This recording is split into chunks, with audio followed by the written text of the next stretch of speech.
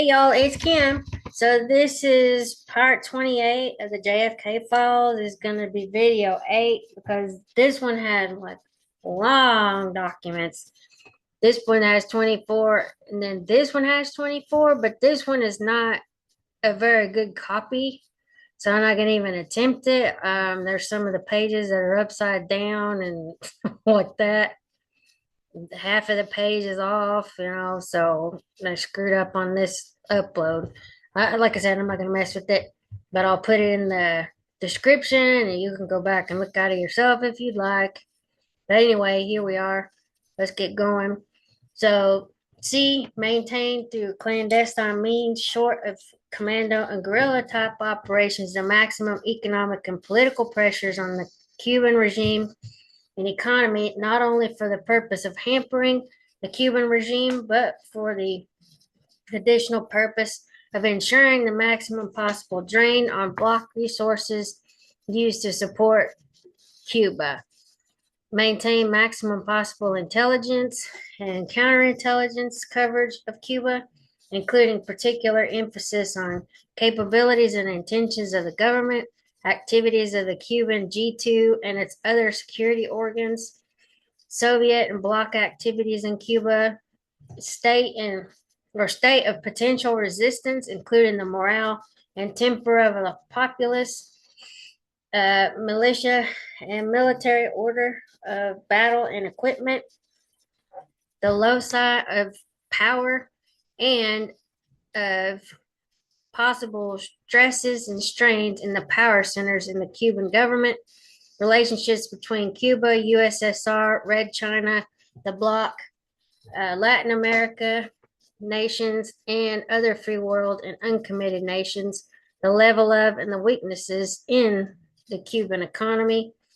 Uh, I think this is B or something. Take maximum action to induce a split in the Cuban regime and maintain the capability of capitalizing immediately through clandestine means to the extent possible on any significant uprising, revolt, resistance, split in the regime, or strains and stresses among Cuban leadership or in Cuban bloc relationships. Operational plan A is espionage and intelligence collection. All feasible efforts should be undertaken to continue and intensify intelligence collection concerning Cuba, the status of our intelligence collection and related operational activity at the present time, and its development during the past 6 months is delineated and detailed in attachment A, which was prepared to serve as the basis for the IG's report on this particular matter to the President's Board of Consultants on Foreign Intelligence. You will note that this lengthy document breaks down under numerous subheadings the intelligence coverage which has been developed by the clandestine service. Set out below are specifics of operational action it is proposed to take to continue and, as possible, increase intelligence coverage of Cuba. One is intelligence exploitation of refugees. As you know, with the quarantine and the cessation of air travel, the heavy flow of Cuban refugees has dwindled almost to nothing. In view of this, and in connection with the contingency planning for supporting any possible military action in Cuba, the Opalaca Interrogation Center, as such, was dismantled, although the personnel of the center have been retained intact. In order to reestablish the flow of information from refugees, it is proposed that Pan American Airways and KLM be induced to reinstitute their regular flights from Havana to Miami. This should be done as soon as possible after the settlement of the current negotiations and U.S. discussions. Coincident with this, the Opalaca Refugee Interrogation Center will be reestablished with the same personnel. Two resident agents in Cuba. Every effort will be made to continue to exploit to the fullest, preserve the viability of, and where necessary, reestablish communications with the 131 recruited agents now resident in Cuba. To an extent, the speed and effectiveness of this effort will, of course, depend upon the stringency of future Cuban security and control action, which is impossible as yet to accurately forecast. 3. Third country operations. The priority on recruiting agents in third countries for dispatch to Cuba will be reiterated and strengthened, and every effort will be made to increase this coverage, both through the development of additional residence agents in Cuba and through the development of additional legal travelers. Liaison operations, we will continue to press the liaison services who are assisting us in the effort against Cuba for additional coverage, including the recruiting of agents within their own areas for joint dispatch to Cuba. The services most effectively cooperating at this point in this connection are the British, Dutch, French, Spanish, Italian, Greek, Norwegian, Danish, West German, Mexican, Argentinian, Uruguayan, Canadian, Chilean, and Israeli. Direct approaches to several of these services, either by you personally or in your name as you prefer, are being separately recommended. Personal representation by you to the services underlined above would be useful. In addition, we will resurvey all other liaison services with which we are in contact and reiterate to those appearing to have any assets usable against Cuba our extreme interest and maximum coverage of this problem. In connection with the liaison problem, generally, we will endeavor to induce all of the liaison services to make greater use of the national assets, both inside and outside of Cuba. Particularly, attention will be given to possible utilization of the Vatican. 5. Maritime operations. In addition to increasing efforts to get at seamen agents and other maritime assets through liaison services, we will continue our unilateral third country efforts to recruit seamen, and particularly Cuban seamen, to increase the 20 officers and crew members aboard 6 Cuban vessels we're now running as controlled agents. 6. Penetration of Cuban installation abroad. At the present time, we are running 12 Cuban diplomats stationed outside Cuba as controlled agents and have viable operations aimed at an additional 20 Cuban diplomats. We propose to continue and intensify the current program of attempting to recruit or defect every Cuban official representative abroad to whom we can gain access and concerning whom we have any reason to believe a susceptibility to approach exists. These additional penetrations will be attempted both through unilateral operations and, where appropriate, in conjunction with liaison services. 7. Audio penetrations of Cuban installations abroad. At the present time, we have audio and or telephone tap coverage of Cuban official installations in Chile, Italy, Mexico, the Netherlands, England, Uruguay, Greece, Spain, France, and Canada. No major expansion of this coverage is presently contemplated, but we will continue to survey additional targets of opportunity and, wherever possible, install coverage in those cases where the additional intelligence from this type of source over and above what we are now receiving would appear to make such installation worthwhile. And then 8, communications intelligence. We will continue our present CIA close support coverage from the COLA station in Miami at the same level, and will continue to press NSA for additional coverage of Cuban communications. As the current situation normalizes, it should be possible for NSA to reinstate and perhaps even increase their seaborne intercept coverage of Cuban communications. 9. Communist Party operations. A complete survey has been made worldwide of all Communist Party penetration operations, and wherever any such penetration can be directed against Cuba either by dispatching the agents to Cuba or by pointing the agent against Cuban targets.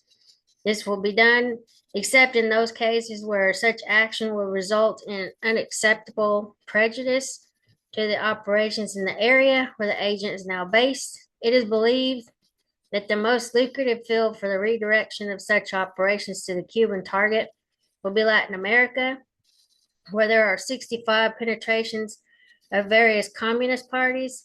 Of this 65, the survey we have conducted indicates that 23 have some direct pertinent access to Cuban targets.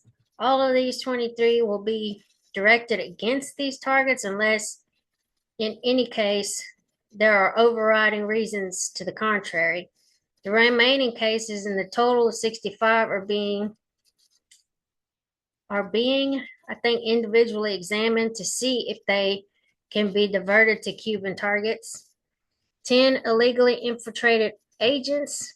The two successful black infiltrated teams, Cobra and AM Torrid, which have produced substantial intelligence, will be continued, resupplied, and reinforced, but pointed primarily at continued intelligence collection and at the recruitment for intelligence collection purposes of other Cubans who already are legally resident in Cuba in the areas where the teams are operating, Pinar del Rio and Oriente.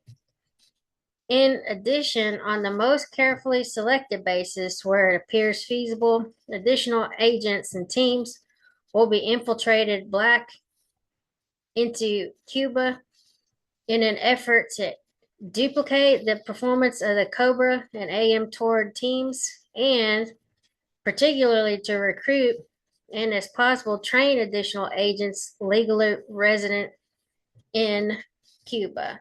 So, exfiltration as feasible, agents and potential recruits now in Cuba will be exfiltrated for training, indoctrination, supplying with communications and motivation. They will then be re-infiltrated into Cuba, primarily on intelligence missions. Where possible, this will be done through legal travel channels, but where this is not possible, it will be done wherever feasible through our black infiltration exfiltration facilities, primarily our maritime assets. B, much of the above effort, as noted, will be primarily directed towards developing all possible evidences of stress or strain within the regime and between the regime and other nations, particularly the bloc. An intensive program will be considered to take advantage of any possible opportunity to weaken, subvert, or split the regime in any possible fashion. This is basically a long-term effort. A great deal of work already has gone into this and the current status of this program and the proposed further exploitation maybe of the numerous leads we have developed and being made. In the interest of brevity in this memorandum, the subject of a separate compilation, the effectiveness of assets aimed at actually splitting the regime, i.e., a palace revolt, will of course depend to an extent on the willingness of the United States government to support them, and it is entirely possible that any such effort might fail unless supported with military forces, which on the basis of the assumption in paragraph I above would appear unlikely. C, sabotage.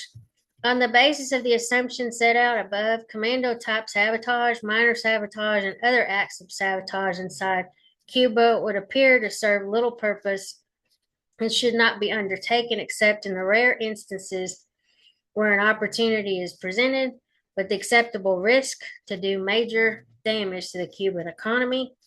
It is proposed to continue searching for such limited opportunities, but no active or wide-scale program is contemplated. D, paramilitary, commando, and guerrilla type operations. Given the assumptions in paragraph I above, no wide scale program of such activity should be undertaken. However, we propose to maintain in being our present facilities and the capability of undertaking such operations in order to fully exploit any substantial change in internal Cuban conditions or any substantial revolt or uprising which might occur. E. Economic warfare. It is proposed to continue and intensify the program already undertaken to deny through clandestine and covert means critical materials to the Cuban economy.